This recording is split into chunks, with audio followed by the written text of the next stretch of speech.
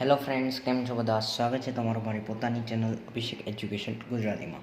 Friends, last વિડીયોમાં આપણે જોયું હતું આલેખની રીત, અને એની પહેલાં બૈજિક રીત અને એની પહેલાં દ્વિચલ સુરેખ સમીકરણ યુગ્મ વિશેની માહિતી જોઈ હતી. આપણે આ વિડીયોમાં દ્વિચલ સુરેખ સમીકરણ યુગ્મના ગુણોત્તરોની સરખામણી વિશેની માહિતી જોવાના છીએ. તો ચાલો સ્ટાર્ટ કરીએ. અને હા, જો તમે વિડીયો પાર્ટ 1, પાર્ટ 2 અને પાર્ટ 3 ના જોયો હોય તો નીચે ડિસ્ક્રિપ્શનમાં એની લિંક મળી જશે. તો ચાલો સ્ટાર્ટ કરીએ કે દ્વિચલ સુરેખ સમીકરણ યુગ્મના ગુણોત્તરોની સરખામણી કઈ રીતે કરે. મિત્રો, આપણે આગળ ભળી ગયા હતા કે દ્વિચલ સુરેખ સમીકરણ યુગ્મ વડેના આલેખ પર બનતી રેખાઓ એકબીજાને એક બિંદુમાં છેદે તો તેને એકને અનન્ય ઉકેલ હોય, એકને માત્ર એક ઉકેલ હોય છે. જો દ્વિચલ સુરેખ સમીકરણ યુગ્મને જોડ વડે બનતા આલેખમાં ની રેખાઓ એકબીજાને સમાંતર હોય, કેવી હોય? સમાંતર હોય, તો દ્વિચલ સુરેખ સમીકરણ યુગ્મને એક પણ ઉકેલ મળે નહીં. અને જો દ્વિચલ સુરેખ સમીકરણ યુગ્મ વડે બનતી રેખાઓ એકબીજાને સંપાતી હોય તો દ્વિચલ સુરેખ સમીકરણ યુગ્મને અનંત ઉકેલ હોય. બરાબર છે? તેની જ રીતે આપણે અહીંયા સરખામણી કરવાની. હવે દ્વિચલ સુરેખ સમીકરણ યુગ્મનું વ્યાપક સ્વરૂપ શું છે? તો a1x plus b1y plus c1 equal to 0 અને a2x plus b2y plus c2 equal to 0. આ શું છે? એ દ્વિચલ સુરેખ સમીકરણ યુગ્મનું વ્યાપક સ્વરૂપ છે. બરાબર છે? તો a1 શું છે? તો a1 એ પ્રથમ સમીકરણનો xનો સહગુણક. શું? a1 એ પ્રથમ સમીકરણનો xનો સહગુણક. b1 પ્રથમ સુરેખ સમીકરણનો yનો સહગુણક. c1 અચળ પદ છે. a2 એ બીજા સુરેખ સમીકરણનો xનો સહગુણક. તે જ રીતે b2 એ yનો સહગુણક અને c2 અચળ પદ છે. હવે આપણને અહીંયા શું યાદ રાખવાનું કે a1 અપોન a2, અહીંયા સપોઝ 2 હોય 2x અને અહીંયા હોય x, તો પછી શું થાય? આનો સહગુણક 2, આનો 1, એટલે કે 2/1 ઇક્વલ ટુ 2. એટલે કે a1 upon a2 equal to a1 upon a2 not equal to b1 upon b2 હોય તો આ પરિસ્થિતિનું નિર્માણ થાય. શું? a1 upon a2 not equal to b1 upon b2 હોય તો આ પરિસ્થિતિનું નિર્માણ થાય. એટલે કે in short, a1 upon a2 not equal to b1 upon b2 હોય તો દ્વિચલ સુરેખ સમીકરણ યુગ્મ વડે બનતા આલેખમાં રેખાઓ એકબીજાને છેદે અને તે દ્વિચલ સુરેખ સમીકરણ યુગ્મને અનન્ય ઉકેલ હોય, એટલે કે એકને માત્ર એક જ ઉકેલ હોય છે. બરાબર છે? તે જ રીતે આ હતું પ્રથમ. હવે બીજું, a1 upon a2 equal to b1 upon b2 equal to c1 upon c2 હોય તો આ પરિસ્થિતિનું નિર્માણ થાય.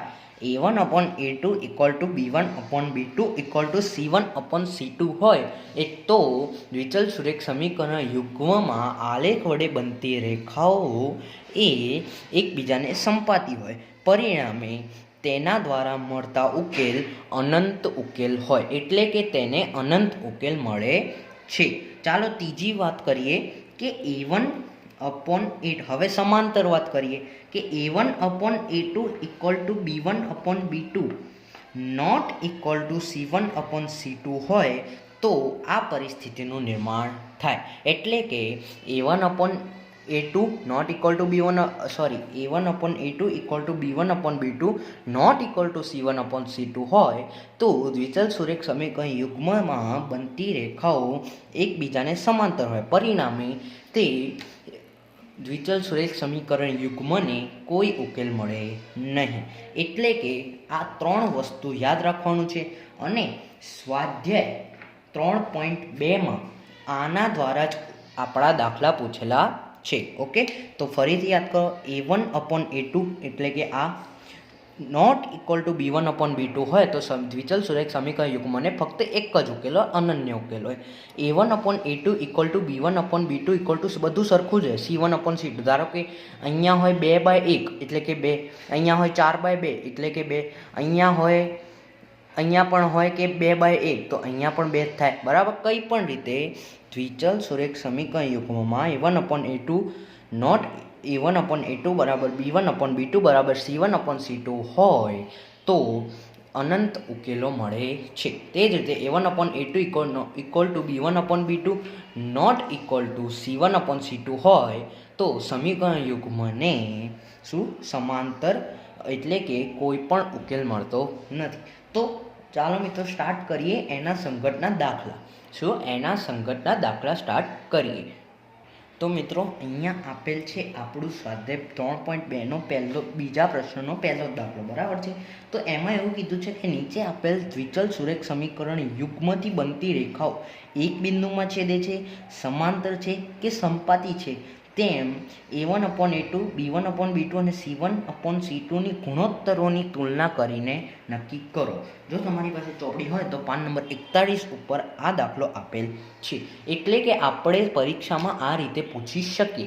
A1/A2 અને B1/B2 અને C1/C2ની ગુણોત્તરોની તુલના કરીને આપણે નક્કી કરવાનું છે કે આપેલ દ્વિચલ સુરેખ સમીકરણ યુગ્મને શું અનંત ઉકેલો છે, અનન્ય ઉકેલ છે કે એક પણ ઉકેલ નથી. તો ફ્રેન્ડ્સ ચાલો સ્ટાર્ટ કરીએ પહેલો દાખલો. અહીં પહેલાં તો એવું લખવાનું, અહીં આપણું શું છે A1 કેટલા, તો A1 આવી રહ્યા. પ્રથમ સમીકરણમાં એક્સનો સહગુણક.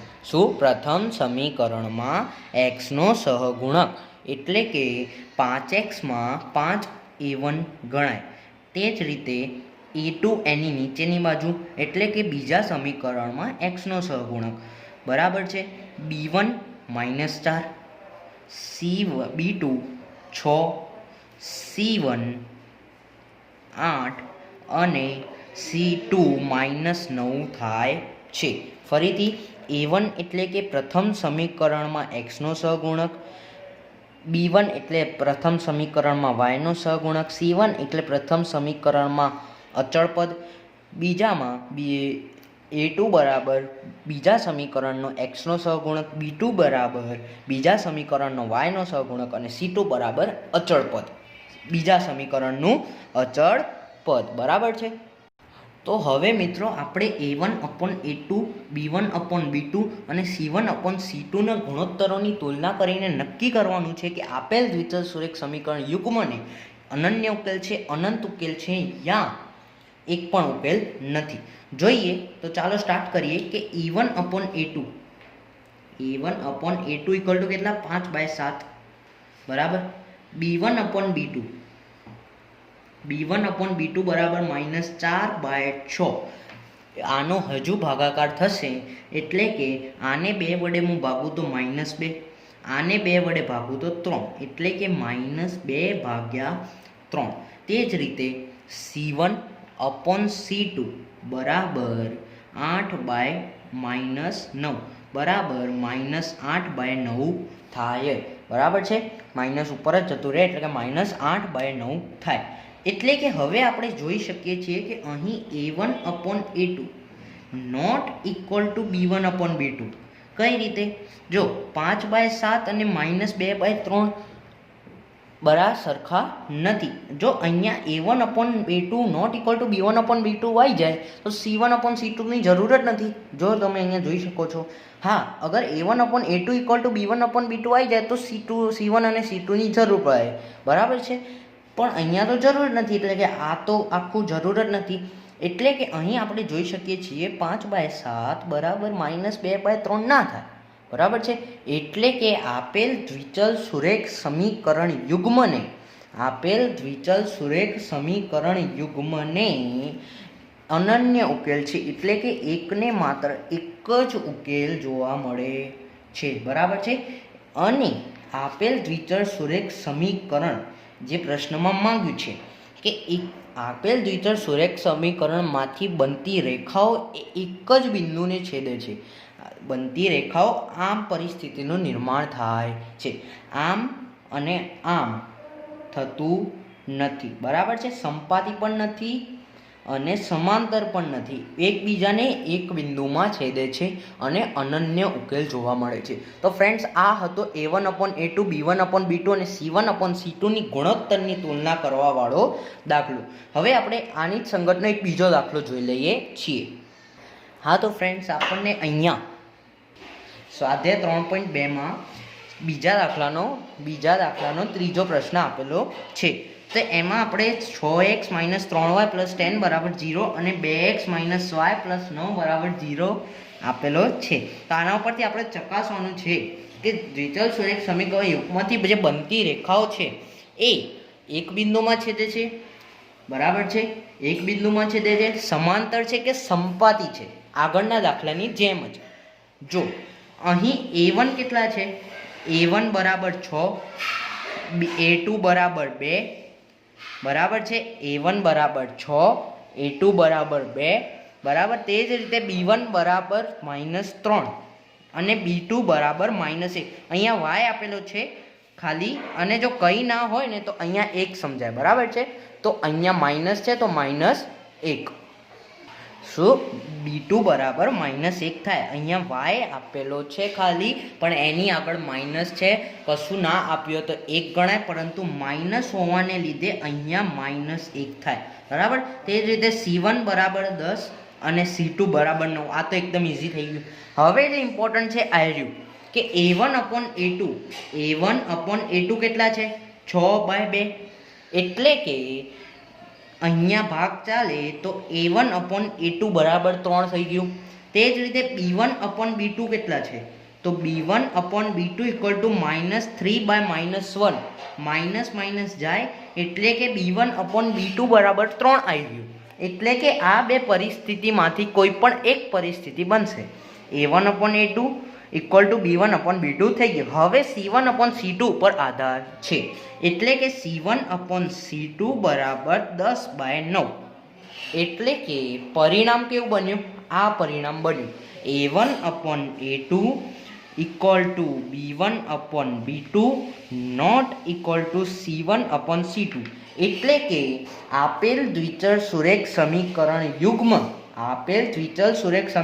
યુગ્મ થી બનતી રેખાઓ એ સમાંતર હશે, બરાબર છે. અહીંયા કેવું હતું? એકબીજાને એક બિંદુમાં છેદે છે. અહીંયા કેવું હતું? એકબીજાને કેવા છે? સંપાતી હતી. અને અહીંયા સમાંતર છે. પરિણામે એક્સ્ટ્રા વાક્ય લખવું હોય, પ્રશ્નમાં પૂછ્યું નથી, એક્સ્ટ્રા વાક્ય લખ્યું હોય તો આપેલ દ્વિચલ સુરેખ સમીકરણ યુગ્મ વડે બનતી રેખાઓ સમાંતર છે અને તેથી તેમને એક પણ ઉકેલ મળે નહીં. તો આ રીતના આપણા દાખલા છે ગુણોત્તરના, બરાબર છે. આ રીતના આપણા ગુણોત્તરવાળા દાખલા છે. હવે એક એક્સ્ટ્રા વાત કરી દઈએ કે સુસંગત અને અસંગત વિશેની માહિતી આપણે આગળ પણ જોઈ લીધી છે કે દ્વિચલ સુરેખ સમીકરણ યુગ્મની વડે બનતી રેખાઓ એક બિંદુમાં છેદે, એટલે કે આમ એક બિંદુમાં છેદે તો એ દ્વિચલ સુરેખ સમીકરણ યુગ્મને સુસંગત સમીકરણ સુસંગત છે તેમ કહેવાય. અને દ્વિચલ સુરેખ સમીકરણ યુગ્મ વડે બનતી રેખાઓ સમાંતર હોય તો તે દ્વિચલ સુરેખ સમીકરણ એ સુસંગત નથી તેમ કહેવાય.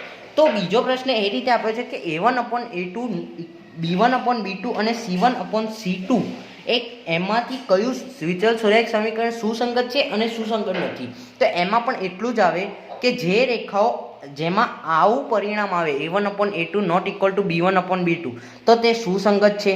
આમાં પણ એ જ રીતે કે જે A1/A2 = B1/B2 = C1/C2 તો તે પણ સુસંગત છે. અને A1/A2 B1/B2 not equal to C1/C2 હોય તો તે અસંગત છે, એટલે કે સુસંગત નથી. એમાં પણ એ જ પરિણામ આવે. એ સ્વાધ્યાયના 3.2ના ત્રીજા પ્રશ્નમાં આપ્યું છે. એ પણ આ જ પ્રશ્નની જેમ છે, ફક્ત સુસંગત અને અસંગતનો ફરક છે, બરાબર છે.